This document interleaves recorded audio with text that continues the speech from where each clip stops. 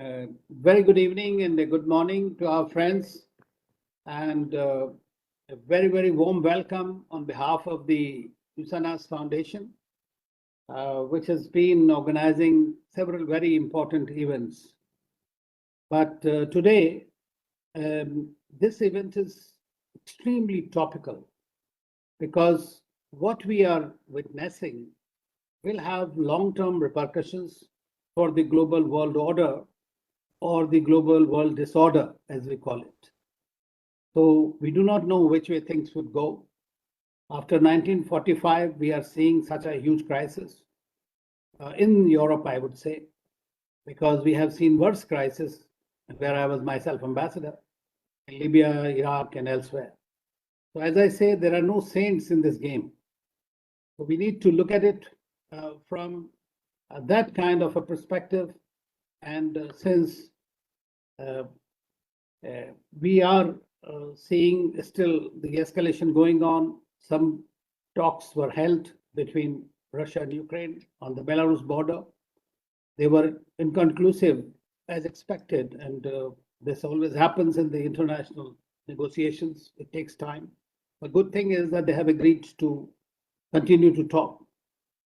On the other hand, what we are seeing is that there is a great, it's part of the geopolitics that is playing out at the moment. And many of the thinkers and observers think this was by design, that Russia was forced into this kind of a situation where Putin was into a corner and had no other option.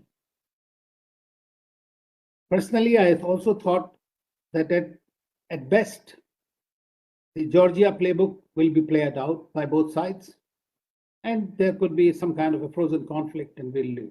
But the fact that it extended beyond the initial this thing tends to prove the point of President Biden, who was even giving timelines that there would be invasion on XYZ date. Probably their intelligence this time worked. It did not work in elsewhere, in Iraq and all. So we know that all wars are bad, and they always come out with worse outcomes. And this time, more importantly, because we are seeing the crisis for the civilian population. At the same time, I mean, I personally felt that Soviet Union during the Second World War, 26 million people lost nearly from every household. This is one country where Hitler and Napoleon both were defeated, and defeated because of the resilience of the people. When I'm talking about the resilience of the people, I think that the people from all sides, and they include Ukrainians as well. So they know how to defend their fatherland. And that is something that was, I don't know if it was factored into it or not, but I would request you to dwell on it a little bit.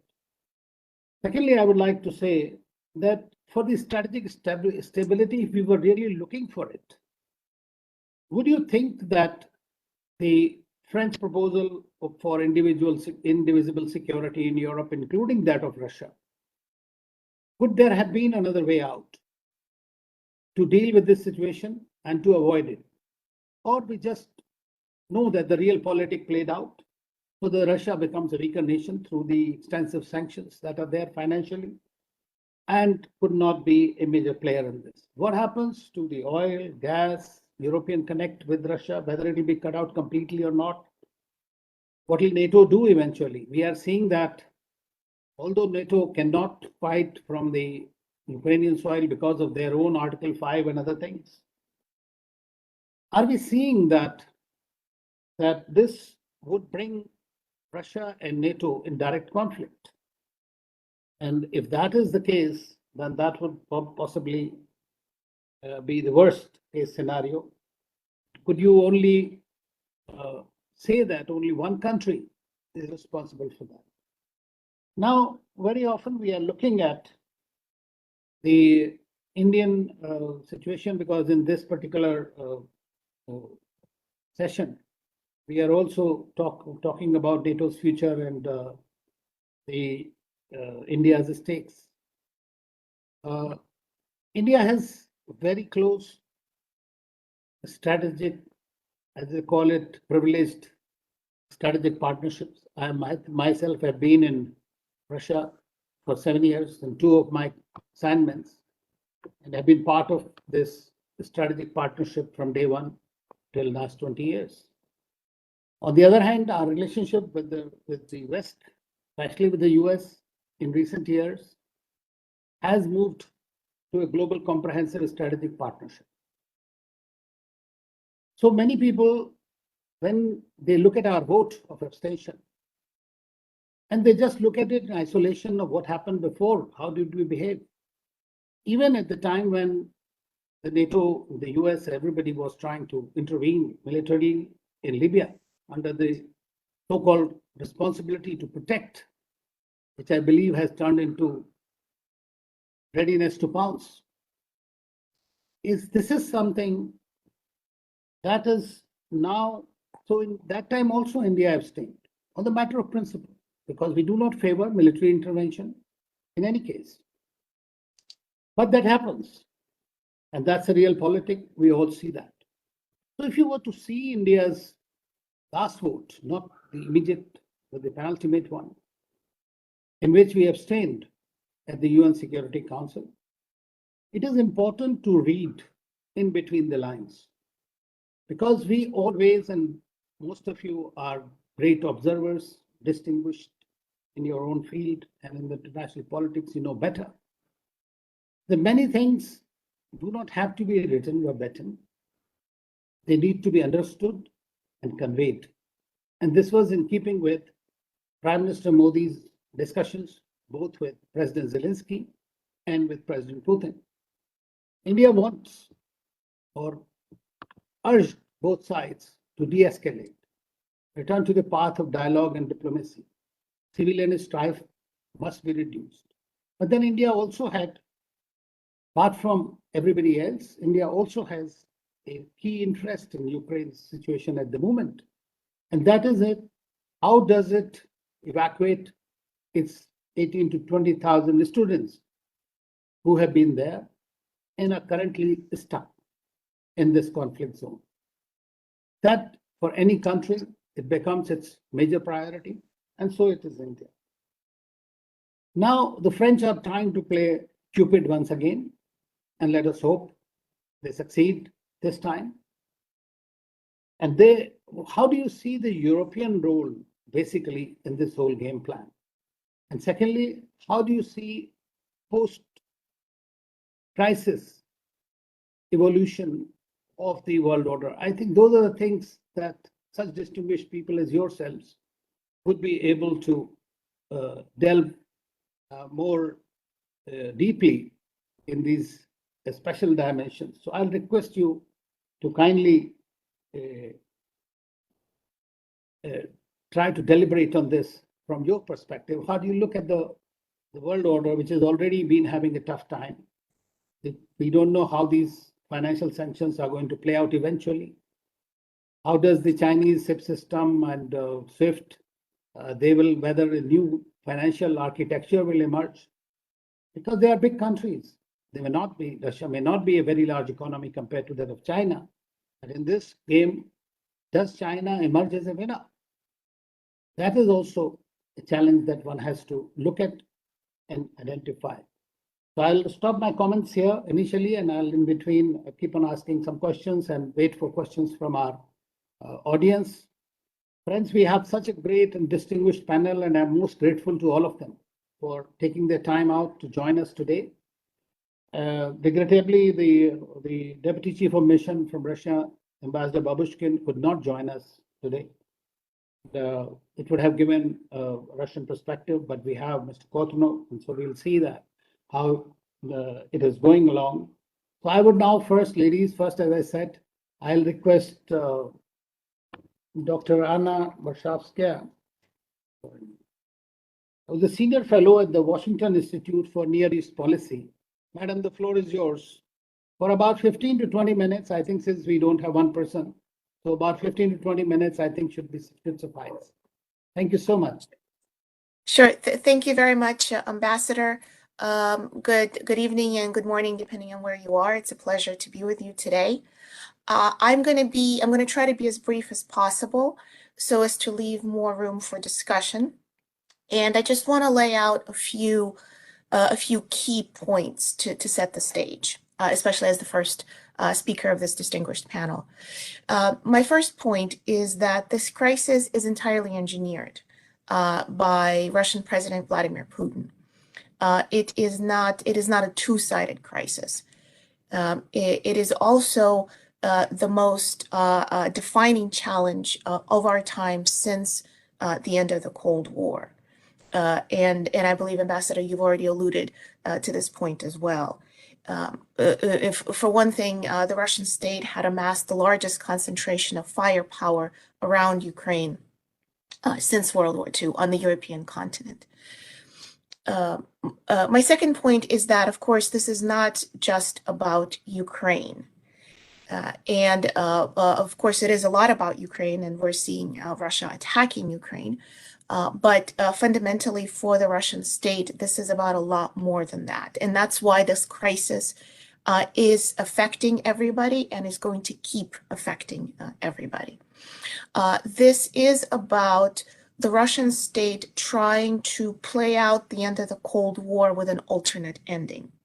It is about fundamentally restructuring the European security architecture. And that's why you're hearing Russian officials talking about going back to pre-1997. And when we begin a discussion of restructuring the European security architecture, that is bound to affect the entire world. Now, of course, the Kremlin's demands about NATO, about Ukraine, that it had put forth in the run-up to the crisis were non-starters from the beginning, and that was frankly quite clear. And the reason why they were non-starters is because they illustrated a misunderstanding of simply how NATO works. In other words, NATO does not simply enlarge. NATO never really enlarged on its own. Other countries had applied to join NATO. And unlike the Warsaw Pact, for example, was not a voluntary organization, and NATO is a complete reversal of that pact, of course. So historically, countries applied to join NATO and went through a very lengthy and rigorous process to join NATO. And in fact, Russia was a part of this process as well. There was a special Russia-NATO Council set up to hold consultations. Russia was never excluded. And indeed, even in the early years of Vladimir Putin, it is possible to find comments where he says that NATO is not a threat to Russia. In fact, where he says Russia, he specifically once said that Russia as a European country cannot possibly be threatened by NATO. There is also an alleged comment, also from earlier years of Vladimir Putin, that where he talks to President Bush and asks, when is NATO going to ask Russia to join NATO? So the discussion about NATO being a threat, a request for Ukraine to not, a demand that Ukraine never joins NATO it's simply unrealistic. It's just not the way any of this works, and that's why having a discussion about it, unfortunately, was specifically on these issues was a non-starter.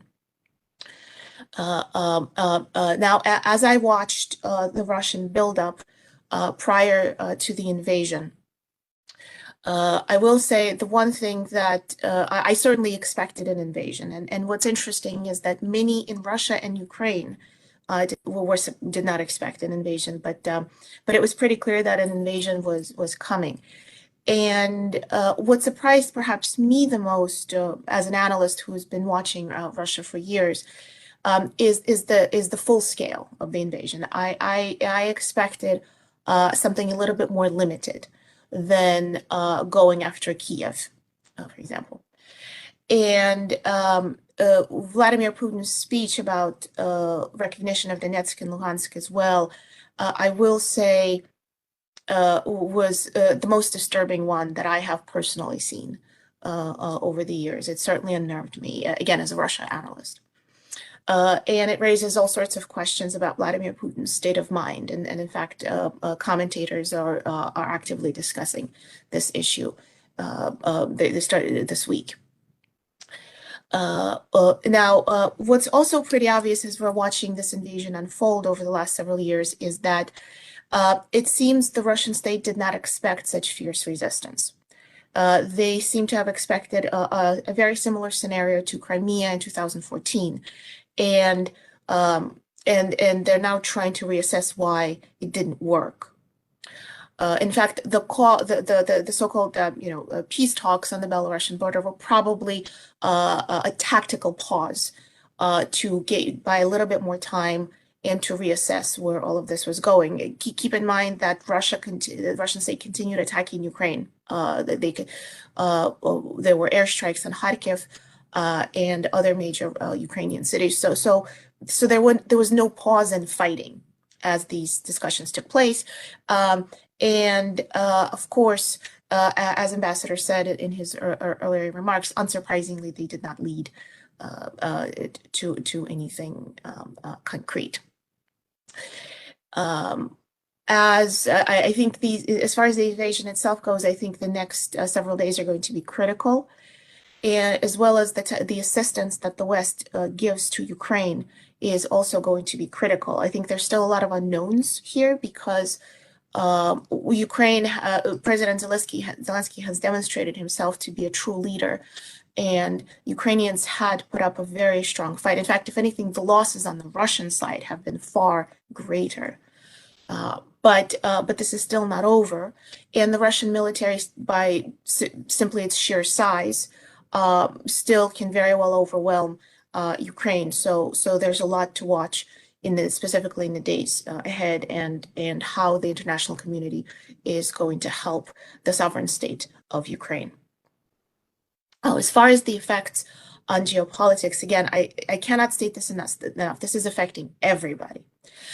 My specialty is Russia and the Middle East, and so I'll say a little bit more specifically on the Middle East. And one area that I think is going to matter more, especially more so than it did before, is the entire Eastern Mediterranean. And that is because historically the Russian state has always sought a position in this region together with the Black Sea and the Sea of Azov. Russia as a land power historically always sought access to critical bodies of water that controlled strategic trade routes and so forth. And what we have seen emerging over the last several years is Russia not only having control in the Black Sea, in fact, analysts called it the Russian lake, but also in the Mediterranean and the Sea of Azov, and the push further into the Red Sea. So for this reason, the Middle East is going to be increasingly important. Economically, Russia and Ukraine provide the bulk of this region's wheat. And the region is already seeing that as well, just even in the last several days. For example, the Syrian government has already instituted rationing of wheat in anticipation of what's to come. Egypt is bound to be affected by this as a larger purchaser of Ukrainian and Russian wheat, as is Israel, Lebanon, and other countries in the region. A potential humanitarian crisis is another issue to watch. Ukraine, what's interesting about Ukraine is that many commentators often over the years have described it as a country on the periphery, but it's depending on how you define the European continent, it's the first or second largest in Europe. The area of Donetsk and Luhansk alone is about the size of Switzerland. Ukraine is a country of over 40 million people. So refugee flows are bound to cause massive instability, and there are many Ukrainians in the Middle East as well. So depending on how this conflict plays out, that is certainly something to watch. The overall effects of sanctions on the Russian state is also bound to have global effects, especially in the Middle East. For example, in the UAE, where Russia's Sberbank has an office. We've seen the ruble fall drastically already, and more effects are likely coming, and a lot more effects of the sanctions are likely to be long-term. But again, I think the markets are already feeling it. And of course, last but not least, the energy prices is something that we've already seen a major effect of, and that's going to be another indicator in the coming days and months ahead. So in the interest of saving time, let me end there, and I look forward to the discussion afterwards. Thank you. Thank you very much. I think we will keep the questions because for the last, first I'll request everyone to make opening remarks, and then I request all our panelists, all our audience to kindly post their questions in the chat box or raise their hand. Now, the UA rightly mentioned, I mean, everybody is feeling the pinch in most of the markets. And especially but there are many other things. Of course, we'll talk about that the interlinkages between the European and the Russian over the years. But now Mr. Kortunov has still not joined us, so maybe he'll join us later. Now I'll request Mr. Doug Bandow to kindly give his comments. Sir Bandow is a senior fellow at the Cato Institute, and kindly tell us about how do you see the emergence of NATO and what kind of impact it will have in future. Dr. Anna mentioned about the NATO, many countries just got in there. But then there are a lot of reports that have come out. Some of the documents have been unearthed.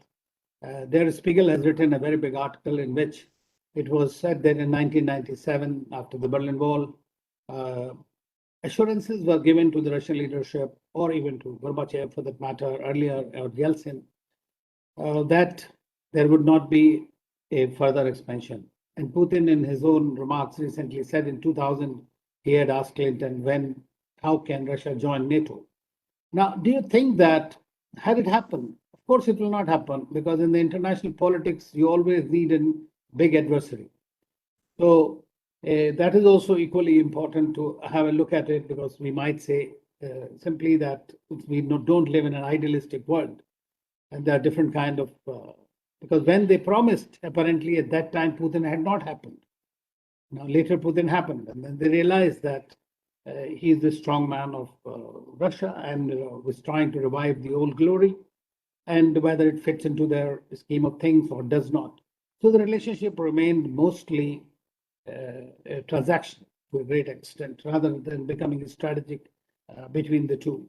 And therefore now, and secondly, I would request you to also dwell on how do you see Russia-China relationship post this thing panning out? The floor is yours, Mr. Booth. Glad to join this panel. There are an awful lot of issues that we can take up that we're trying to cover and looking at the impacts of this crisis.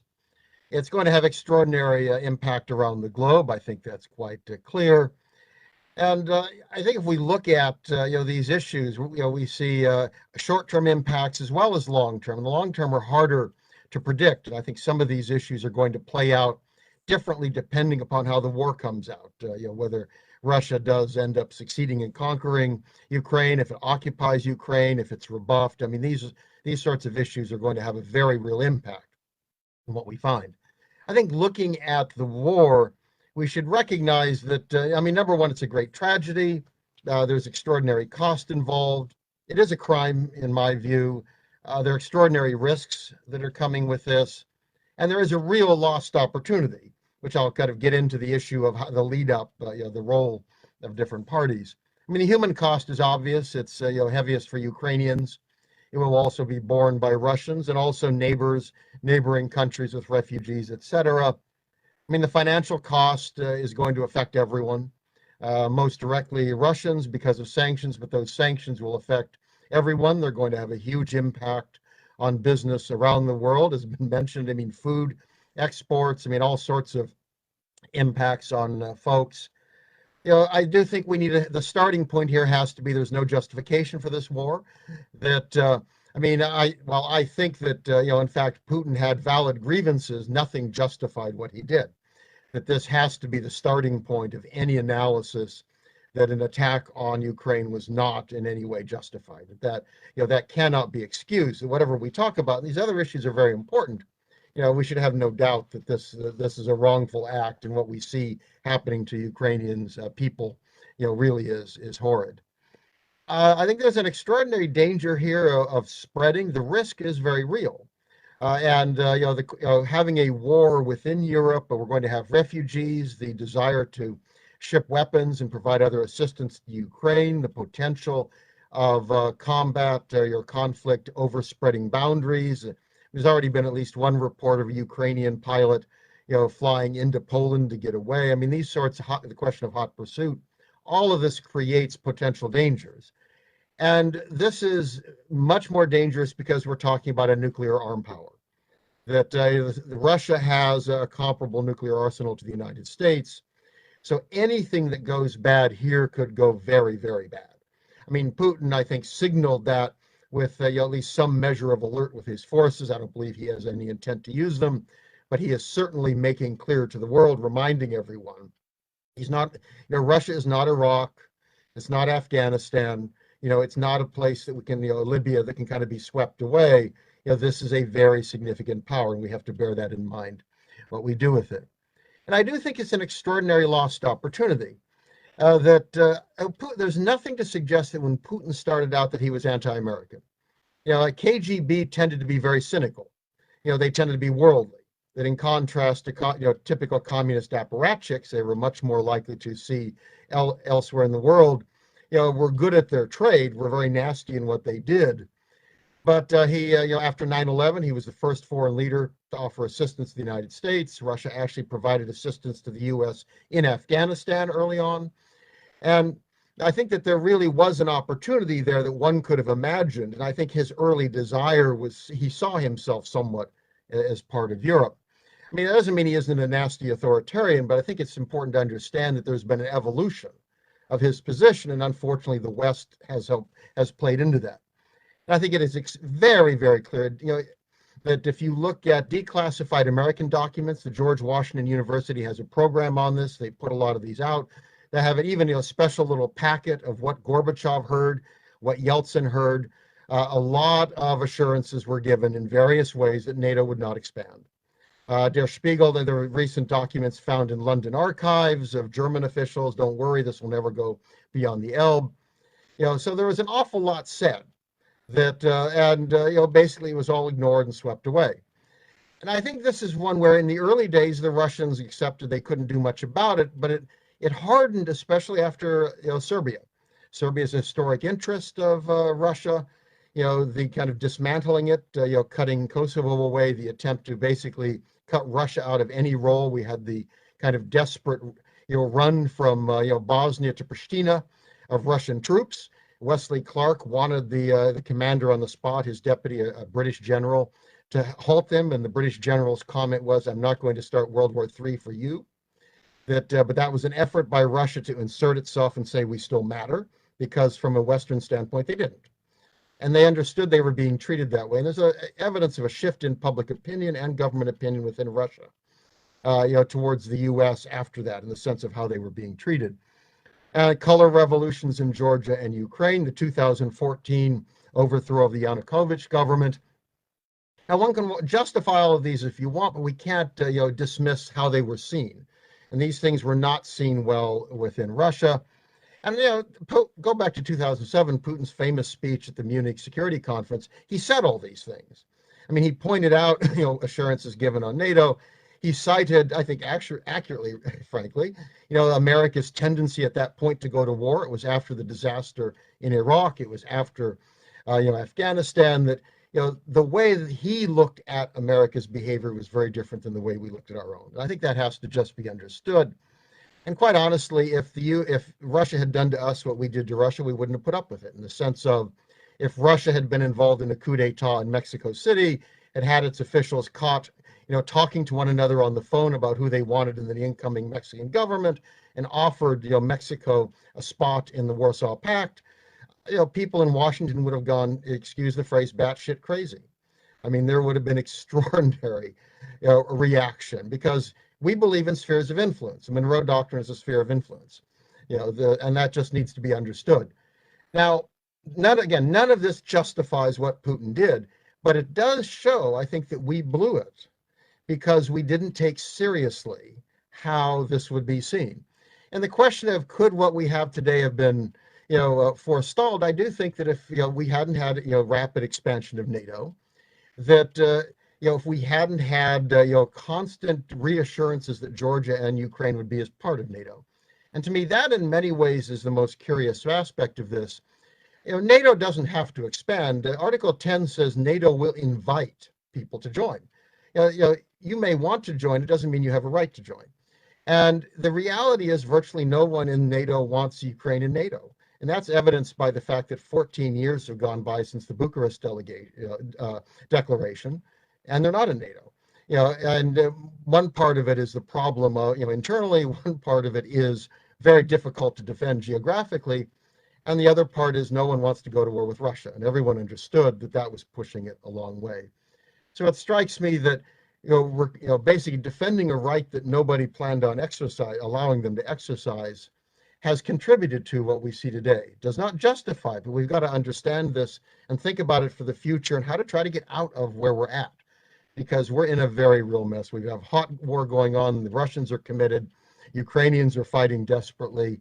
Where does this go? I don't know, but I don't see a good end point. What does it mean for NATO?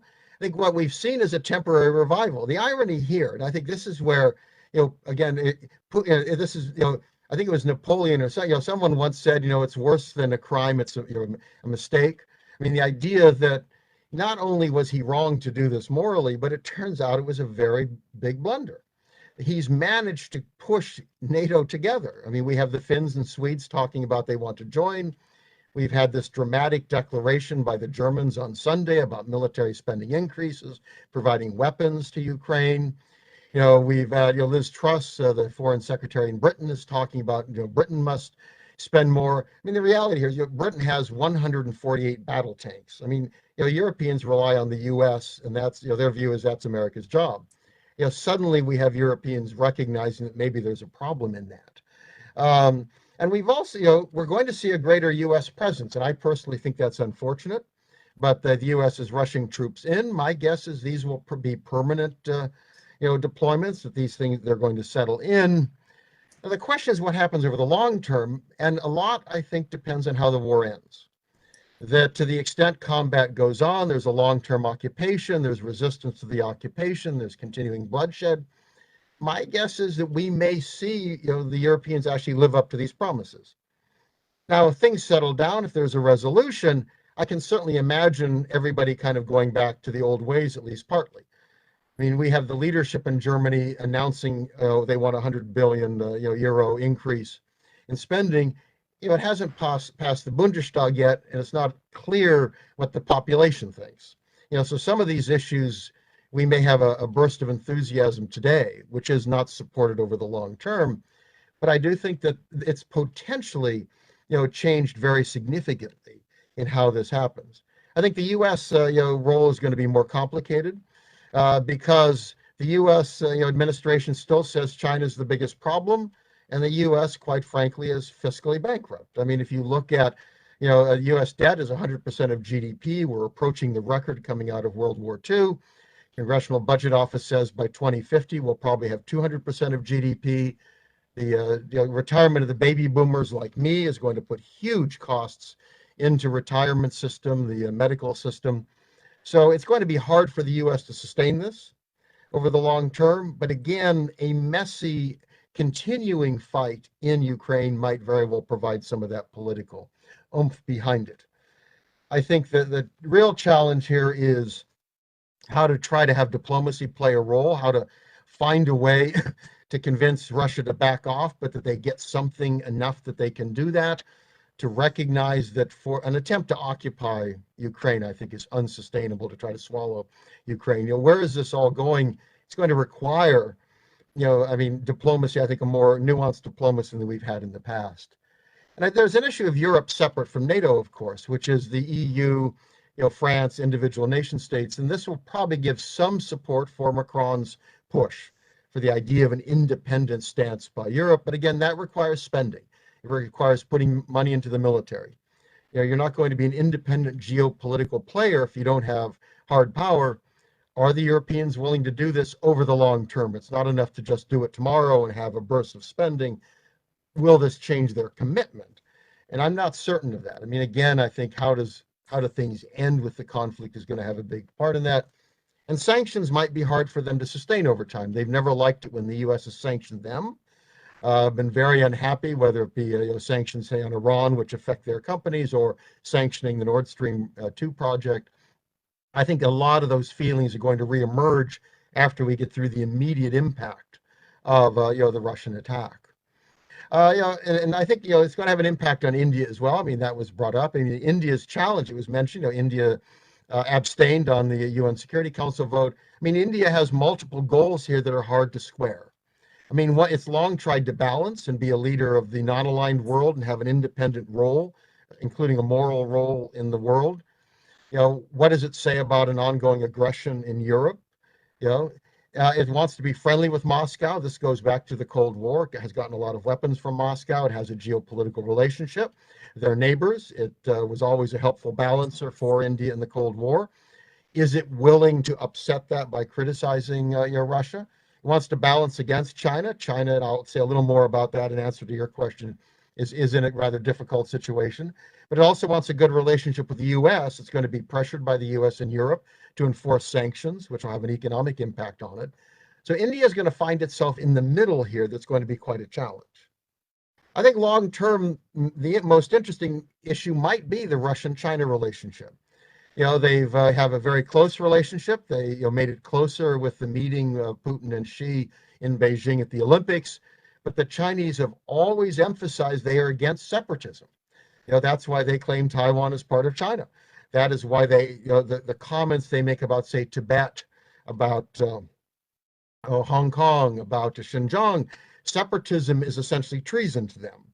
And their problem then is it's very hard to support Russia, which is in fact promoting separatism. So I think there's going to be tension in that relationship. And the question is, how far does that go? China also abstained on the UN Security Council issue. I think if the U.S. had adept diplomats, this might be an opportunity for them to try to find a more cooperative policy towards China and deploy it. Unfortunately, the U.S. does not have competent diplomats. At least it has competent diplomats. It does not have competent policymakers. I mean, quite honestly, if you look at whether it be the Trump administration or the Biden administration, I don't see these folks as having, in a sense, the bandwidth, the willingness to, kind of basically face down Congress and the politics there to try to take some unpopular steps to try to moderate some of the conflicts that we're in. And it's very difficult, honestly. I mean, even if you're competent, trying to make these things work and find a way to deal with the conflicting issues we have with China is not easy. But I do think there's an opening there, that an embrace of Putin is hard for Xi at the moment because it's very hard for China to actually endorse an ongoing aggression that talks about separating, part of Ukraine and creating independent states. But at the end of the day, I suspect the U.S. is not going to be able to make a lot of that, which to my mind is unfortunate, because I do think long-term China is the biggest issue for the U.S. So again, this is an extraordinary tragedy. It's quite dangerous. It is a crime. The U.S., Europe, other countries need to do everything they can to try to end the violence there. I mean, it's hideous what's going on. But this is going to be a very real challenge, and it will require at some point acknowledging Russian security concerns that some way we have to find a way to get both, I hope, end and not even have an occupation of Ukraine, end the war. But I don't think it's going to be entirely on our terms. And we don't want something that goes on long term. We don't want a conflict that has much more casualties and destruction. We don't want a nuclear confrontation. I'll stop there.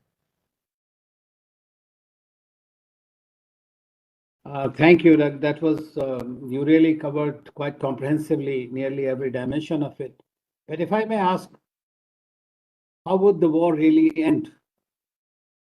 That is something that we need to think about. I mean, there are several options. If Kyiv falls, for example, then the Russians would have achieved a larger objective. The regime change happens. even if not a pro-Russian, if you have a regime which is broadly neutral. And at this stage, when Zelensky himself has come out and said that Ukraine would want to remain neutral, that's what he has said. Now that if it had come about, I think 15, 20 days before, we perhaps there could have been some way or basis for discussion between the two sides. It could have addressed, at least in the interim, the Russian. I mean, of course, I fully agree that every independent country and sovereign country has a right to choose its friends, its alliances, whatever it wants to do. But at the same time, in the hardcore geopolitics, the big powers tend to have their own, and as was rightly mentioned by you, that if the Russians try to do something in the American backyard, and we have seen what happened in Cuba in 1962, so those kind of situations are very much there.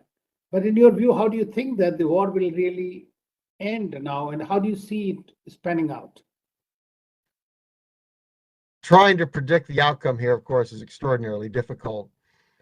I am afraid that, I mean, Putin is committed. It's very hard for him to back down. I mean, it was hard enough to back down if you've put your troops out and surrounded Ukraine and at that point try to declare victory and simply de-escalate and go home. But having started a war, I mean, it's dangerous making prognostications this early. I mean, we have the fog of war. So the question of exactly what's happening, but it certainly appears Russia has not achieved its objectives. I think that they did believe this would go a lot easier than it did. I think they assumed some of the military would not fight. I think they assumed that there would be more popular support for them. And that didn't happen. I also think that their hope was not to cause a lot of civilian damage and casualties, recognizing this would look awful in terms of TV, that if they actually want a friendly government, pretty hard to put a friendly government in if you're blowing up things. I mean, you look at Kharkiv today.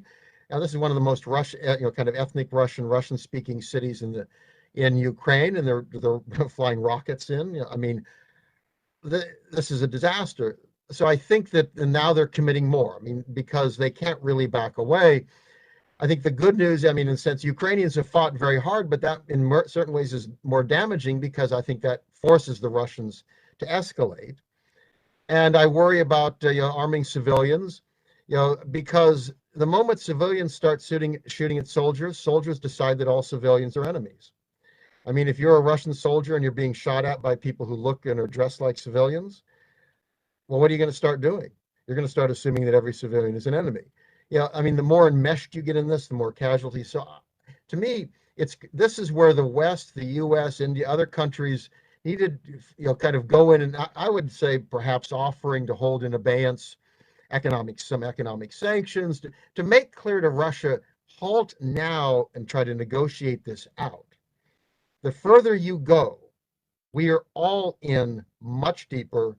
It's much harder to end, and it's much harder to have an outcome that any of us will find acceptable. And over the long term, that will be bad for you, hint, hint, your regime as well. I think there is a lot of, the question of how this plays out for him politically is not entirely clear. But the problem with regime change is to hold a hostile regime in power is going to require an occupation. I mean, you could bring Yanukovych back and put him in. The moment Russian troops left, he'd be dead. So, the only way you get a regime change would be one that the Ukrainians chose, and to me that would mean a Zelensky who says militarily we will be neutral. I mean, to me that's the kind of outcome you say we will get out, no more troops there, and we're not going to make claims to you've got to give up Crimea or whatever. I mean, we have it, you won't. What that's done. I mean, it requires Putin can't get everything he wants, and I don't think he's going to get it militarily. He can't get it diplomatically. He's got to get enough, I think, that he can live with it. And then Ukraine has to have its internal freedom. It has to be able to trade with who it wants. It has to be able to elect who it wants.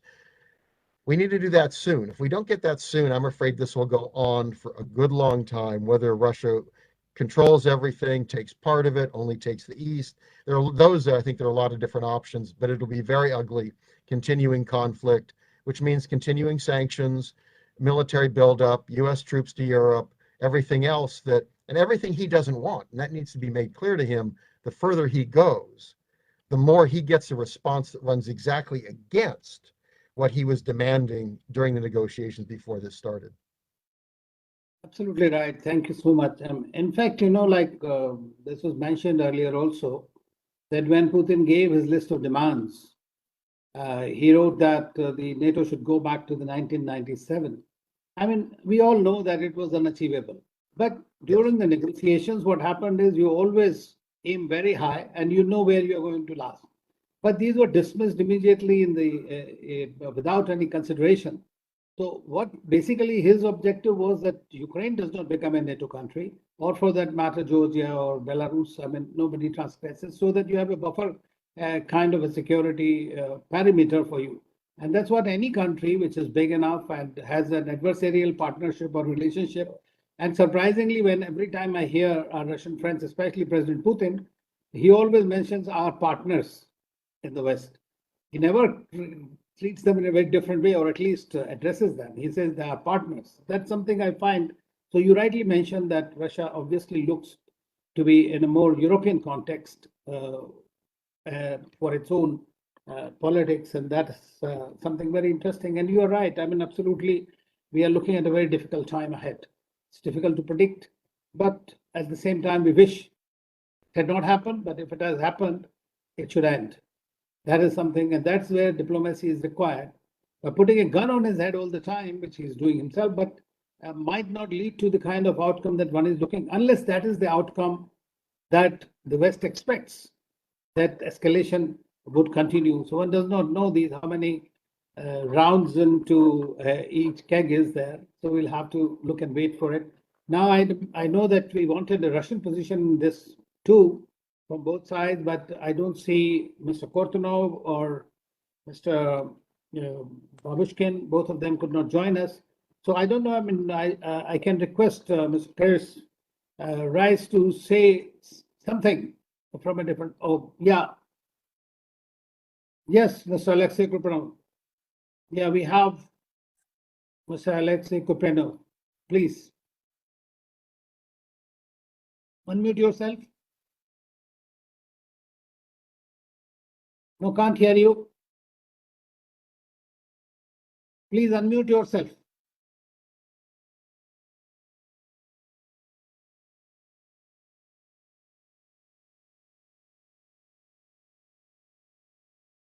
Yeah, you are muted.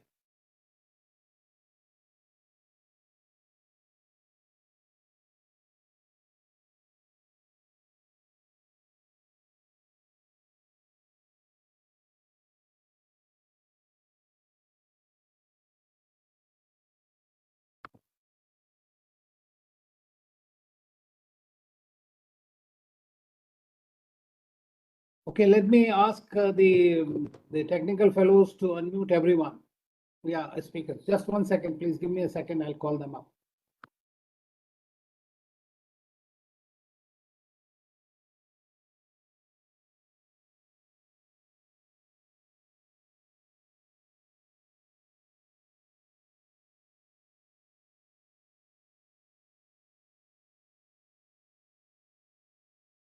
Can you hear me?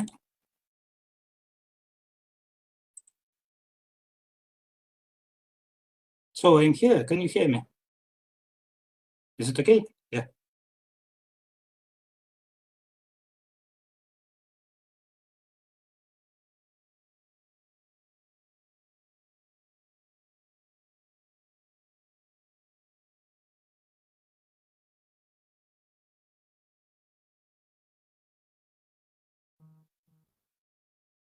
Hear me now?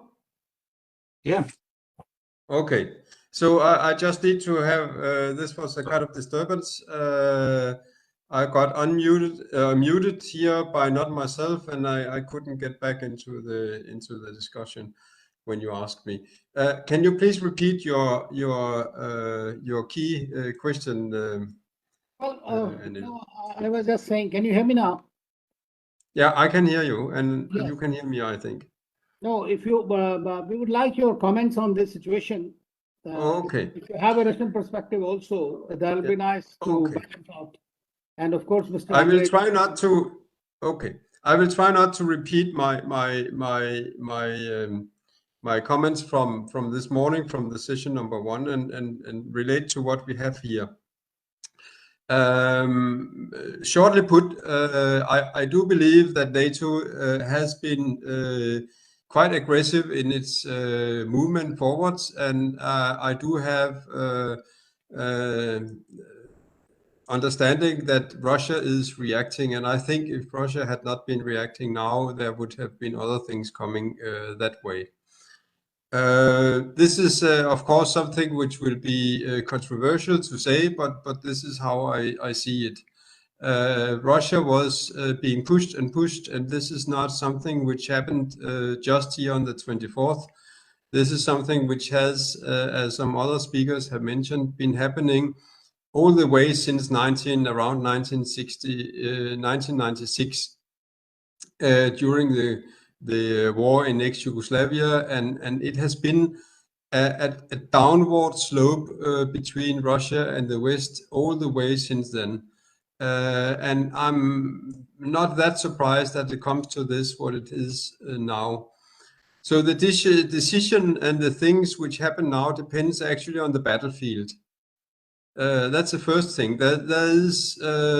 There is not much room for discussion between Russia and the West at the moment, because there was a possibility when Biden was elected here and came to power last year. There was a chance, and actually I could see from Russian sources and Russian official movements that Russia was prepared to have a dialogue. Trump was out, and there was a preparation from Russia to have a dialogue with Biden. And Biden cut off the Russian hand immediately and declared a never-ending Cold War against not only China, which is still Biden's main objective, but Biden made the fatal mistake of putting Russia together in the same pot as China, and declaring an ultimate give up everything or we will take you attitude to Russia too. This is how I interpret the situation, and Russia has now gone this way, and I do think it was right. I think it was you, Anil, who mentioned that Putin always mentions his partners in the West. He's not against having a partnership with the West. He never was, and he still actually is not against having a partnership with the West. But he has been, I would say, consistently disappointed by the West. And that has brought us to this point where we are now. And Biden had this chance also, but now Zelensky comes, his country is invaded, and now suddenly Zelensky is accepting the idea that Ukraine could be neutral. Why didn't Zelensky say that a week ago? This is stupid. This is utter stupid. His country is now invaded. And who has the upper hand? I disagree totally with the viewpoint that the Russians have military problems in Ukraine. They don't have. They control the situation totally. And the reason why they now are sending reinforcement is that they have so much control of the situation. They have so much excess power on Ukraine that they could afford to give an extra chance for talk and for peaceful development. And Zelensky here the other day blew it, because I mean, what happens when peace negotiations and discussions break down and you have a war, and then the weaker party suddenly gives in a little bit, then the stronger party says, sorry, but now we have started the war, now we want everything. And this is what is going. Russia is going to take everything in Ukraine, everything. And they're going to make Ukraine into a new, you can call it partnership, you can call it, if you're in Russia, you will call it a partnership. If you are in the West, in the USA or in NATO, you will say something else about it. But there's no doubt that Russia will now create a new partnership with Ukraine. And it will be, if Zelensky wants to be part of that, I think he has a very short chance. Otherwise, Russia will find somebody else in Ukraine, and I'm sure they have a range of people they can use instead, and they will put in somebody else in Ukraine, and it will go the way it will go. and that's it. And if Georgia does not understand it, they will be next. So this is a very in itself, this is simply moving some situations which have existed in Europe now since 1990, and this situation will be changed now for Ukraine and for Georgia, no doubt about that, in my mind at least. The problem from a military standpoint is that, I mean, Russia does not want to go from Georgia into Turkey. Russia does not want to go from Ukraine into Poland or Romania. But Russia has another security problem, and that is the Baltic countries. Because, and that is where the things that you fear, Doc, may happen, because I fear that the Americans have so much hubris, so much arrogance, that they will like to say, okay, now Russia has invaded Ukraine. Now USA will build up a strong, heavy military force in the Baltic countries. And I'm quite sure, I don't have my crystal ball, it's quite clear, but there's always a chance that it is a little bit hazy in this. But I'm quite sure that NATO or not NATO, NATO will be dead the moment Biden has the arrogance to put a lot of heavy weapons into especially Estonia, just 200 kilometers from St. Petersburg. I cannot say, I haven't been looking into Vladimir Putin's mind just that lately, but I'm quite sure that the NATO membership, let me put it this very diplomatically, the NATO membership of the three Baltic states will stop existing the moment they get a lot of tank divisions and heavy buildup of heavy arms, offensive heavy arms in Baltic countries. The membership of the Baltic countries into NATO was a fatal error from the West.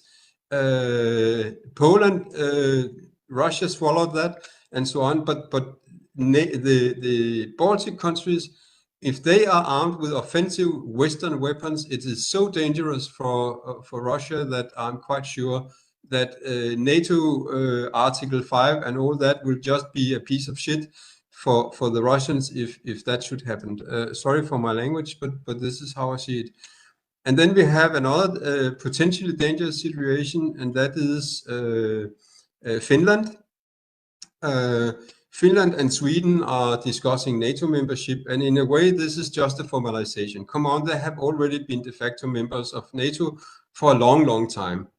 When I was chief financial officer for Mercedes-Benz in Sweden, and we are now back in the 1990s, I started to research a lot more about my neighboring country here, Sweden. How are they and their relationship to NATO?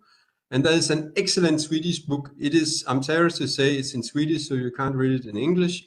But there's an excellent Swedish book about Sweden and NATO, which clearly shows that Sweden has all the way since Olof Palme, who was shot, been a de facto member of NATO. Sweden has already runways not for combat aircraft, but for long-range bombers, which Sweden has built in northern Sweden for B-52s. When they go to and from bombing the Soviet Union, they could land in Sweden on the way to or from. And that's back in before in the Cold War and everything. But what would happen if NATO in arrogance started to place heavy offensive divisions in Finland? I think that could be a very bad situation, especially for Finland, I'm sorry to say. So this brings me back to the overall picture. Please, if I talk too long, but this situation will be solved in quotation marks in a different way. It will be solved. Will the sanctions work? And I'm quite sure the sanctions will not work. The Russian government, and this was very clearly from Kremlin and from President Putin, they have prepared for everything which has been coming in sanctions, and they are not surprised by what has come. They have prepared. So this will not deter them, and even Tucker Carlson on Fox News make a very long joke about this, showing how ridiculous Biden has been in his government and administration, saying that this should deter Russia. It clearly didn't. So I think Russia has said why, if they don't need to buy anything from the West, that they don't need to care about the exchange rate of the ruble. It can plunge and nothing will happen, because they trade with China, and Russia has their own already made agreements with China about this. And this brings me to my final point, and then I shall round up my point here, and you will have silence from my side. But it brings to my final point, and that is that Russia and China don't care about what China says. Be 100,000% sure that China and Russia have planned this together. And Ukraine is not the next place for such a conflict. It will be Taiwan. And once that has happened, then in the United States of America, you will not be embargoing exports of technology to China and Russia. They will be making sanctions and embargo against chip export from Taiwan to the United States, because Taiwan has the biggest chip factory in the world. And that, I believe, is the way things are going now. And this will be, and Doc, you mentioned the catastrophic situation of the United States. I think Russia has much more. They will take more punches, but they have much more resilience against this kind of harsh consequences than the United States has. I will round off here. Thanks. Can we invite Dr. Alexey now? Thank you. Can you hear me now? Alexey, yeah, you would be the next, but Carsten, I'll come back to you, because of course you have been with the Mercedes-Benz and all, for a question on German position now, how it is evolving in your view, but that'll be the next after Alexey has spoken about the rationale of the Russian action. Alexey, floor is yours. Okay, thank you very much. I hope you hear me. So thank you very much for your invitation. I'll try to present the point of view of a scholar from Moscow and show how this conflict is seen from Moscow in the absence of Mr. Babushkin and Dr. Kortunov. I'm sorry if my presentation seems some crumpled because I didn't prepare, but first of all, I'd like to say that Moscow's attitude toward NATO expansion is a mixture of the irrational and the rational. On the one hand, when a military bloc specially created against you and not dissolved after your surrender in the Cold War approaches your borders from the West, it raises a question. Why is it doing this, especially after its campaigning against Yugoslavia? I cannot agree with Dr. Borshchevskaya, who denies NATO's subjectivity, because NATO countries have repeatedly refused to fight, to fight for each other's interest. For example, after India's annexation of Goa. So they blocked each other's proposals, and it's wrong to present NATO as a body that is obliged to accept any country that complies with the requirements of the Charter, especially because this Charter can be rewritten if necessary. And further, the main problem of the situation now is that Ukraine, from my point of view, is only one of the flanks of the big military political game that began in early December, because the Russian proposals of the middle of December included not the return of NATO to the 1997 borders, but the return of NATO infrastructure to these borders. That is actual demilitarization of Eastern Europe. And this game included building up forces from the Russian side, but until the last week, the invasion was not a foregone conclusion, and operation, from my point of view, was very hastily prepared.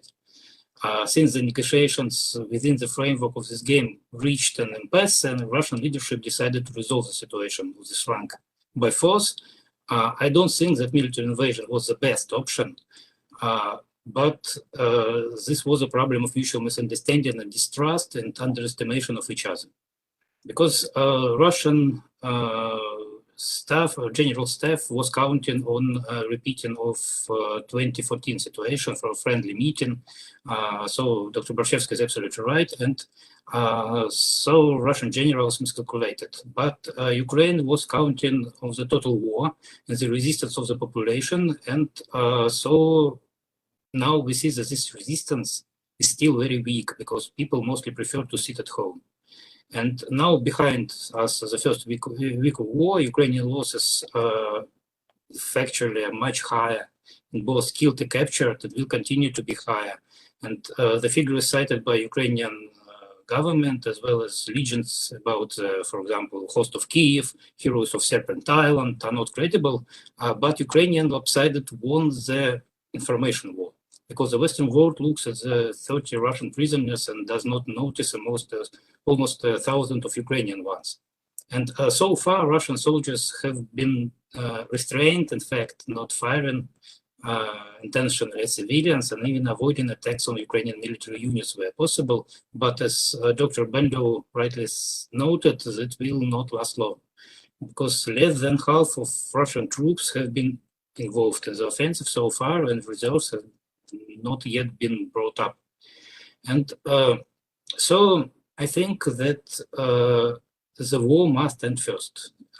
It will end either in the event of the success of the Russian troops or the defeat, or if one of the parties makes huge concessions, in fact capitulates. How exactly well this peace will be designed depends on the outcome of hostilities. Because whoever wins after this territory of Ukraine will still be reorganized in one way or another. Or it will include Donetsk and Lugansk republics, or it will, for example, federalized or confederalized. Personally, I hope that we will see demilitarized countries that remains neutral and enjoys the benefits of economic ties with Russia and European Union. But this final result depends on how much Europe comes to participate in these final settlements. So what about results regarding NATO? So I think that we will see the remilitarization of Europe. This may have the most unexpected consequences, both for Russia and for India and for the whole world, because until recently, Europe was disproportionately weak military, since its military security was ensured with the help of the United States. In my, if I'm not mistaken, only 2 NATO countries in Europe spend the prescribed 2% on defense, 2% of GDP. And now we will see a sharp increase in military orders and the strengthening of the army and navy. On the other hand, this means that the United States now has a free hand and they can transfer part of their forces to the Pacific to fend off the Chinese threat. On the other hand, this will lead to an increase of subjectivity of Europe and especially the number of large European states such as Germany and France. An economic giant, in fact, is also turning into a military giant. For Russia, this doesn't make much difference from my point of view, because what matters most to Russia is not the size of the forces in the European continent, but the presence of American missiles at Russian borders. The most unpleasant thing for Russia could be entry into alliance of the Finland and Sweden, which, as noted Dr. Rees, are already informal members of this alliance. And I personally think that this is a foregone conclusion, but the Russian leadership believes that Ukraine outside NATO is more important than Sweden and Finland in NATO. In any case, there is no need to talk about returning to Russian proposals for security guarantees in Europe in the near future, and we have fallen back to the Cold War situation. But now our borders have been shifted to the east, and all sides are much weaker militarily. So in our west frontier, we now, I think, we'll have something like cold peace. With regard to the financial sanctions, as one of my colleagues said, so I have 2 news for you, good and bad. And bad news is that after this war, we will have a crippled economy. And the good news is that we do not need the economy to win this war. That's the application of comprehensive sanctions against Russia after the start of the war, from my point of view, was a mistake, Western mistake, since they could not stop Russian tanks, could not stop Russian advance. and more balanced approach was needed to turn Russian military victory into the diplomatic victory of the West, but now it's too late because public opinion in the West is sharply anti-Russian. And nevertheless, Russia will have to rebuild its economy after the war, perhaps with China in mind. And so far, Russian population, in fact, doesn't feel any impact of sanctions. But this is unlikely to last long. The problem is that sanctions hit not only Russia, but also Europe, and the circles they live are much, much larger. And I think that after the while, everyone will have to stop thinking irrationally and return to the rational approach. And in this new world, India has an extremely difficult task. It's task to balance on the edge of knife, because at the same time, there is plenty of opportunities for India. It turns out to be the only major country that maintains good relations, good ties with both Russia and Western countries at the same time. And this gives India huge advantages as a transit place, transit state in terms of goods and technologies, and as arbitrator in disputes. And I think that if India skillfully seizes this opportunity, it will become one of the world leaders faster than the planet and take its rightful place in the Security Council of the United Nations. The main thing that it's required of India now is to remain calm and maintain neutrality. And by doing so, it will be able to keep Russia from becoming a junior partner and, in fact, ally of China that Russian elites, must say, do not want. Thank you. Thank you, Alexey, for that perspective. And you mentioned that the war will end with a very different scenario that has been projected by our other panelists. But how would you factor the civilian unrest? Because see, like the Russians during the Soviet times, the Second World War, I always said, having lived in many of these countries, that the kind of adversity that Russians and other Ukrainians, I would say, are able to take is unmatchable in the world. And they are all suffered. So when you are seeing that there is a civil unrest at the grassroots level, which is also being supported by some kind of legions, Western legions, which are coming, some various groups which are coming, and you have an urban warfare, it becomes extremely difficult. So would you not factor in your victory the human cost and the humanitarian crisis? That if that happens at a scale which is very, very high, I believe that it will be very difficult to defend yourself. Well, I think that really big cities turned into citadels, into the places of defense. It's maybe the greatest problem for Russian military now, because now Russian military blocked Kiev and blocked Kharkov, and until now not tried, in fact, to storm these cities to avoid great civilian losses in these cities. I do not think that grassroots resistance in rural places is a big problem for Russian units, because until now we saw just some cases when pro-Ukrainian people tried to stop Russian tanks by hands, and in fact after that Russian tankists just didn't try to push the way, but change the way, and it's not because of their low morality, moral in fact, it's because of very strong order, try not to get any problems with civilians and not to increasing the number of losses among civilians. I don't know what we'll see later, but in fact, I think that if this war will be ended in 3 weeks, and if part of this country, or the whole country, will not occupied by Russian forces, so we will see the retreat of Russian forces into Russia, and the problem of root violence should be solved not by Russian forces, but by local police and local units. Thank you. Now I'll come back to the questions. We have quite a few questions in the chat box. Many of these have been touched upon, and but if you wish to add any of you, those which are directly addressed to you, I'll directly address. But like, for example, Anubha Mishra has asked the question, how will Russian economy survive amidst what is being said to be hardest sanctions rolled out? Also, its implications on India.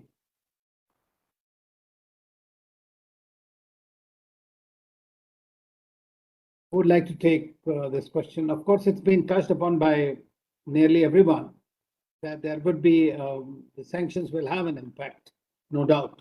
But what will be the quantum of impact?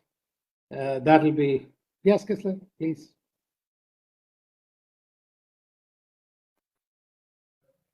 It seems to me that the West is already being extremely disappointed about their alleged sanctions and the most harshest sanctions ever. I can say the most extreme example of sanctions were with Iran, and to my knowledge, Iran has not bent anywhere yet. So the path of sanctions will not work on a much stronger country like Russia.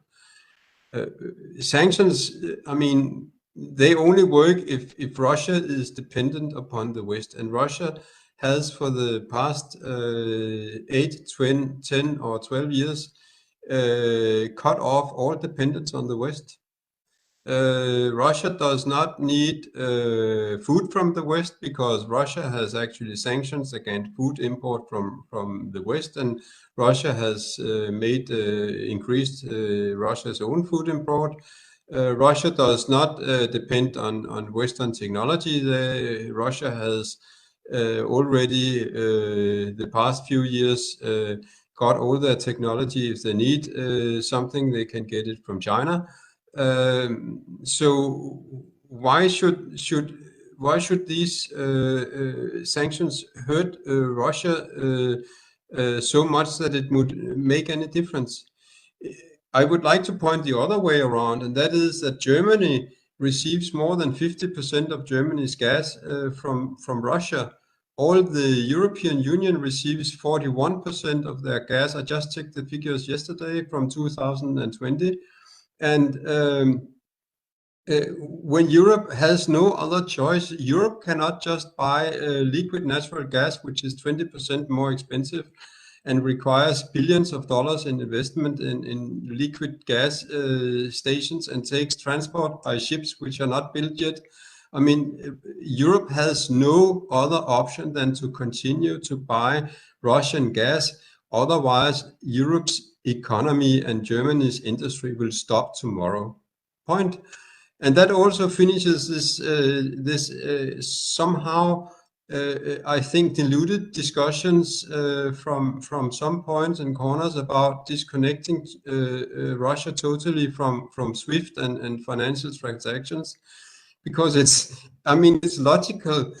When Germany and Europe needs Russian gas, they also need to be able to pay, because if Russia cannot receive payment for gas, that gas will be closed tomorrow. So this is a bit, so I was not surprised when first we had the discussion about SWIFT, and I think Biden more than Russia has a problem that these things are not working as he expected. First of all, the sanctions did not deter Russia. We can see that clearly. Second, Biden had announced the biggest sanctions package ever in world history, and then suddenly SWIFT was not included.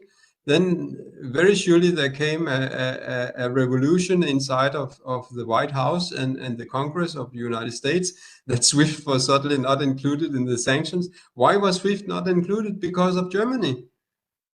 Germany did not want SWIFT to be included. Why? Because Germany needs Russian gas and they need to be able to pay on SWIFT. Then came, I think this is deeply, deeply humiliating for the United States and for Biden personally. Then came, first was SWIFT was not included. Then came in the second round a few days later. Now suddenly SWIFT was included. And then it came out that SWIFT was not including a sanction against the Central Russian Bank, Bank of Russia, but only a few selected banks. I mean, it was SWIFT sanction, but without any effect. And then in a third round, we now hear that SWIFT is sanctioning against Russia. And now this third time, the Bank of Russia is included in the SWIFT sanctions. And believe me, the Germans have made some kind of backdoor deal with Russia and the United States that SWIFT or no SWIFT, there will be a way where money can flow between the European Union and not only Germany, but also France is buying gas from Russia. There will be a way where Russia can receive money funds from Europe and in payment for gas. So I don't see this. I see Russia is simply reorganizing their world, just as China has been doing the last 20 years. China has also reorganized and made themselves immune to sanctions. China is exporting to the United States, but the United States is not able to export to China. So it's a one-way road. I will Well, you are leave right. my comment here. I Thanks. think that, there will be, and one would only know the impact of the sanctions in due course. But the one which was being put on central bank is something because the $643 billion worth, which is the foreign exchange reserves of Russia, and that might come into question with the SWIFT and all. But at the same time, as you know, the SIPS is something which is the China system, which is also doing about $50 billion transactions a day compared to $400 billion or more by the SWIFT. So if they alternate, that's what I meant, that alternate financial mechanisms are quite likely if this continues. But at the same time, I know that others have points. As far as India is concerned, I can pitch in that of course, India and Russia also have signed this rupee-ruble arrangement in the last visit of President Putin, because India has also always opposed unilateral sanctions by any country. We have only recognized the sanctions imposed by the United Nations, but then this is the way that the world operates. At the same time, of course, there will be certain sanctions which we know, CAATSA and others, that have been hanging like the Damocles sword. We have seen what happened in Iran. So it does impact countries like India sometimes, and it will very likely, in my view, the new deals, defense deals especially, could come under a little more discussion. But let me go to the question by Atul Aneja to Dr. Anna. Perhaps the West needs a reality check. The unipolar world that emerged after the Soviet Union's collapse has ended, and a multipolar world has emerged with Russia as one of the poles. It is therefore quite obvious that global power diffused countries such as Russia, China, and India will challenge Western hegemony.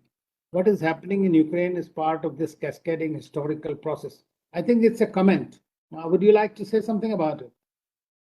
Sure. And I do apologize. I have another commitment, so I will have to leave shortly after this. I really apologize. But a few comments. First, let me start going back to the idea of sanctions. And I don't want to repeat what other panelists had said. The fact of the matter is, yes, sanctions are intended to have a long-term effect, not the short-term effect. And the mistake that the West had made over the years, unfortunately, is that it failed to deter Russia because it overemphasized sanctions at the expense of other tools. The most effective tool that the Biden administration has deployed throughout this crisis was actually actively exposing Russia's attempt at false flag operations. This was very effective. And the immediate kind of transparent transmittal of intelligence. So that's probably what staved off the invasion for so long, the Russians simply could not invent a false flag operations. This was done very, very well, and in the end, they ended up simply going in without one. So I think when we look back at these events, this specific example of countering for once putting the Kremlin on the defensive will be remembered as a successful tactic. Now, the West is doing more at this stage than sanctions. I think that's important to keep in mind. The West is sending Ukraine weapons, which is what they need. And we will see again how these events unfold, but it's clear that NATO is rethinking its posture precisely because of Russia's aggression. Now, in terms of the unipolar versus multipolar world and so forth, look, this is an idea that has been around for many, many years. Yevgeny Primakov really formally articulated a vision of a multipolar world that he wanted to see emerge as an alternative to the US-led global order. We can have a long discussion about it. The fact of the matter is, by traditional indicators such as demographics, population, military, control of maritime crucial waterways, the United States still remains an unrivaled power in the world. The issue is that over the last perhaps decade or so, oftentimes the West simply did not use all of its tools at its disposal as effectively. But again, this is a very long conversation. My take on it is that still from that point of view, the world is unipolar, but it doesn't mean that the West necessarily deploys its resources effectively, and oftentimes other states have taken advantage of that. And that's something that we're seeing emerging today. My final comment is that the conversation about NATO enlargement and about beating ourselves up over how supposedly the West created this crisis is incorrect. The fact of the matter is, even Gorbachev had written some years ago that although he felt the West had betrayed a certain kind of spirit of discussions that were held in the 1990s, no formal promises were given with regard to NATO enlargement, and if even if Gorbachev was able to say that, the idea that somehow we failed to listen to Russia's demands, that somehow this is our fault. President Putin, when he called out the United States after September 11th, when he rushed with condolences, had an ulterior motive in mind. And even Russia's support in Afghanistan ultimately was conditional. What Putin did not want was Russian bases in Central Asia. And ultimately, it is true that Putin has gone through an evolution of increasing hostility towards the West, but fundamentally, even in those early years, you can find lots of examples of distrust and hostility towards the West. So beating ourselves up as we're watching a crime unfold is simply not helpful. Again, we don't know how this crisis is going to end, but one way or the other, it is the defining challenge of our time. And again, I really apologize. I have to go. Thank you. Okay, thank you, Anna. Thank you so much for being with us. And I wish you stayed. We had some more questions, but anyways, we understand your other preoccupations. We greatly appreciate your being with us today. Thank you. Well, we have a question from Ashwin Ahmed, and which is that the Washington Post reported in December 2021 that US intelligence has found the Kremlin is planning a multi-front offensive as soon as early as next year, involving up to 175,000 troops. So this was not a secret. Why was diplomatic action not taken sooner by the US and Europe? Maybe Mr. Bandow, you can. You have already of course, said not everything written in the Washington Post is true. So one has to be careful, I think, making government policy based on those claims. Early last year, we saw a similar military buildup around Ukraine, which may very well have been a kind of a signaling of frustration by Russia, but it didn't lead to conflict.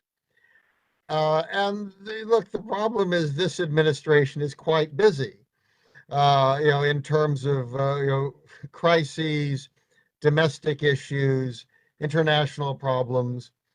And most Americans don't see it as being the most competent of administrations. So I'm not surprised that something like that would not have produced a flurry of of activity. And I have to comment on Anna's comment that the issue is not beating oneself up over what happened. It's a question of learning from what happened. That one has to recognize when one contributes to a problem. And to my mind, the challenge here is that Western arrogance ultimately contributed to a war. And I wish that certainly American policymakers and European policymakers would learn from that. Unfortunately, many of the Americans who are most interested in being, providing aid to Ukraine are the same people who thought invading Iraq would be a fantastic idea. And of course, the invasion of Iraq ended up killing hundreds of thousands of people and displacing millions of people, and there's never been an accounting for that. Yeah. So American officials, unfortunately, have a problem in learning how to use their great power. And Anna is certainly right. The U.S. remains, militarily at least, unrivaled in terms of its theoretical power, but it faces enormous economic struggles. And as I mentioned, the budget side, the U.S. Congress, is far more irresponsible than most European parliaments in terms of the unfunded liabilities the U.S. faces, its future debts. All of this needs to be taken into account, on the U.S. side. And to my mind, the great blunder was not doing something in December or whenever a Washington Post report occurred, but not seriously, kind of dealing with, Vladimir Putin's demands. He asked for more than he was going to get, but certainly an acknowledgement that the U.S. had, in fact, made lots of assurances. I'm not sure what Anna views necessarily as like a formal agreement, and none of these were formal agreements. Nevertheless, U.S. documents, foreign archives. So they found one in the British archives a couple of weeks ago about German promises. I mean, very clearly out there that for a change, the U.S. should have made clear it took seriously his concerns and indicated a willingness to address them in a serious way. And the issue of NATO expansion, to my mind, that was the great error of no one in NATO really wanted Ukraine in NATO, but without acknowledging that and without using that as part of a process of diplomatic negotiation, the U.S. did help set this up, but I don't think it excuses it. But I think that, again, the U.S. needs to learn from that. And Karsten is certainly right that sanctions have never, to my mind, changed a government's policy that it thought was vital for its interests. We see massive sanctions on Iran, North Korea, Venezuela. Heavy sanctions on Cuba. The sanctions on Cuba go back 60 years, and there's still a communist government there that's adverse to the United States. So, there will be an impact on the economic performance of Russia, but countries have shown they can survive and move forward even under sanction. So this is not, this is simply another tactic the West is using to show its disapproval. I don't think it's going to change, the dynamic here. Ultimately, there need to be some negotiations and trying to find a modus vivendi to back away from a Cold War that is in no one's interest. And I'm afraid that's where we're going to be left. Thank you. Yeah, that's very true, actually. Yes. And in fact, knowing President Putin, he would have definitely factored these sanctions into his calculations of the fallout, and cost-benefit analysis definitely would have been done, even if in the war, there are always a lot of uncertainties, and we don't know which way it can go, what will happen. There's certain factors that come out, but one has to plan it. And I'm quite sure that he would have. Professor Bandow, now there is a question from Atul Neja, and of course you've already answered it, that will Russia's control of Donbass plus Crimea is already a done deal, and it will be sufficient for Russia to back off. Well, if it was, Russia would not have intervened. Any comment? Well, Russia certainly could have stopped at the supporting the Declaration of Independence for the Donbass, and he was recognizing the claim of a larger territory. So one could have imagined him saying, I'm not planning on going to Kiev or elsewhere, but to basically secure a larger region and the independence of the two oblasts in the Donbass. That, I think, could have been a way to have done so. I think he was still probably concerned about whether the rest of Ukraine would have ended up in NATO. I think if he'd done the other, we would not have been in nearly as serious a situation where it's much harder for everyone to back away from. But once he didn't get satisfaction from the West on the larger issue of NATO expansion, he'd put troops in, he'd made his point. I think he felt it was hard to back away without a larger action. I think that was a mistake personally, but that would be my guessing as to what he was thinking, though, of course, in the end, he did not consult me, so I can't really speak for him. I agree. Well, another question is by Subro. Ambassador Trigunayat, sir, due to time constraints, we have to wrap up the meeting. Yeah, but just last question I'm asking. Yeah, for Alexey, yeah, sure. Or for Kirsten. This is a question from Subro Paravi, that over-ambition of Russia may lead to Third World War. If there is World War III, how will the war end? Alexey, would you like to take it? Okay. I don't think that we will see something like a Third World War because, well, in fact, we see that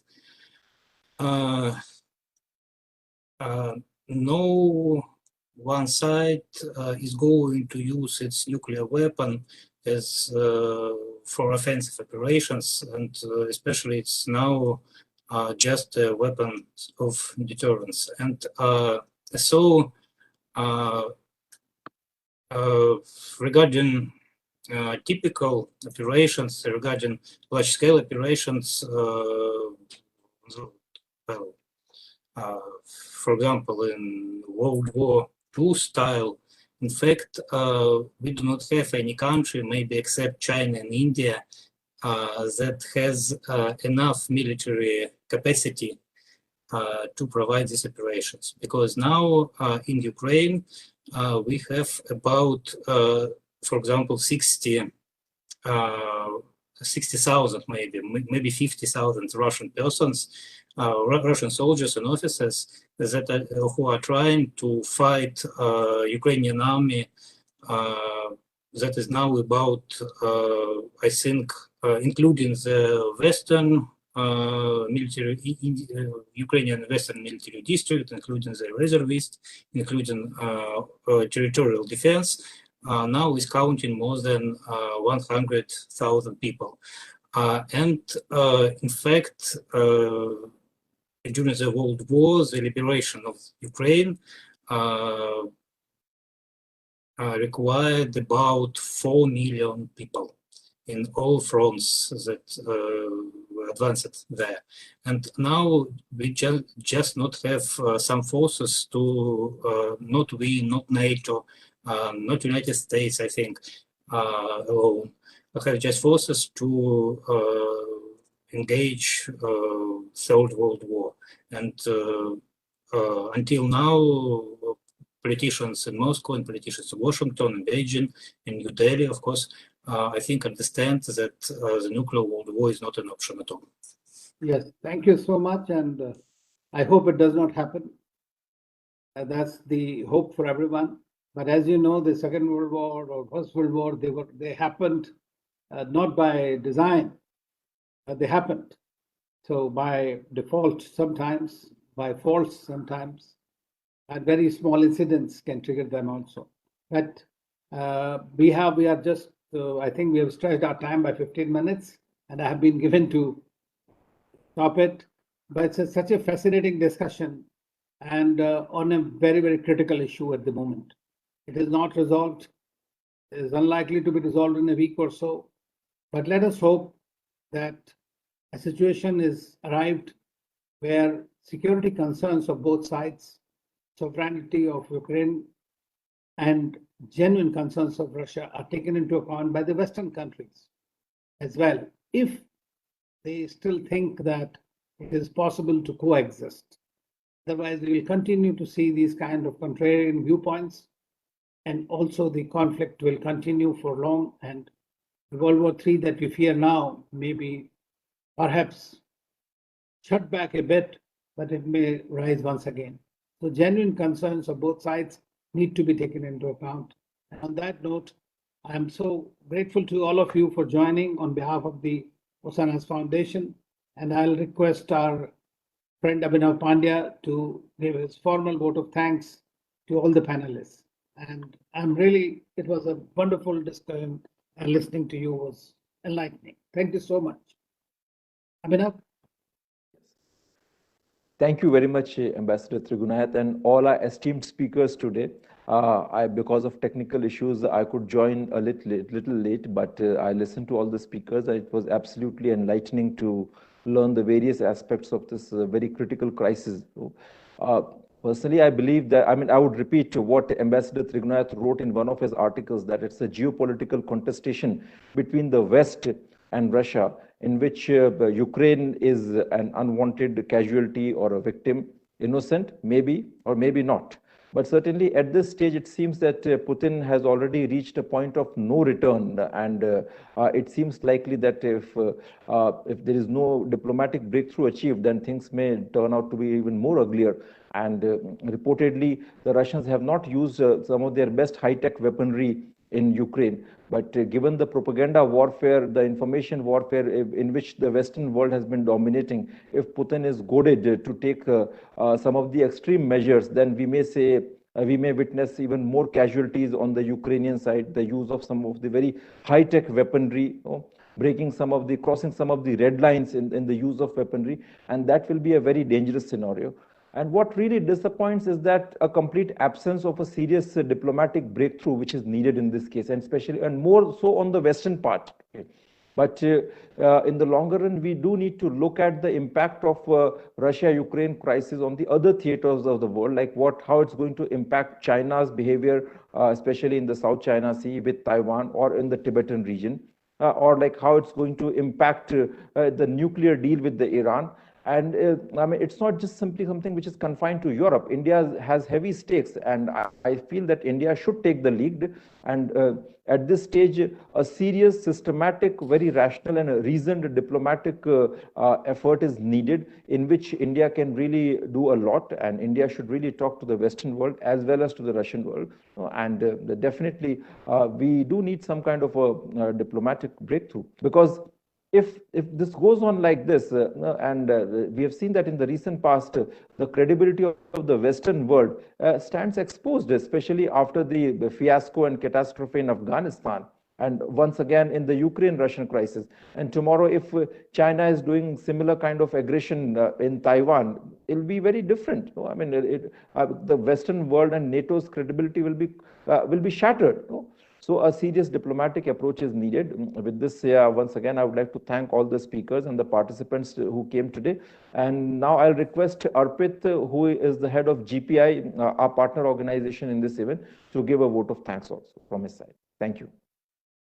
Well, thank you so much, first of all, Abhinav, for organizing this really, really insightful conversation and a much needed conversation. I think what is required now more than anything in this world right now is for people to come together and talk and to exchange their own mental models about how a situation is unfolding and how the world should be in the future. So I think the kind of conversations we are having will probably lead to a lot better, diplomacy and a lot better understanding between different nations of the world. So big kudos to the Usanas Foundation team for organizing this.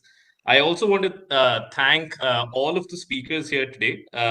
Ambassador Anil Trigunayat, from whom we've always had the pleasure and privilege of learning and gaining more insight on some of these really, really complex issues. DCM, Mr. Babushkin, Dr. Alexey, Dr. Anna, Andrey, and Doug. A big thank you from Usanas Foundation and Global Policy Insights for sparing the time and for sharing your thoughts with us.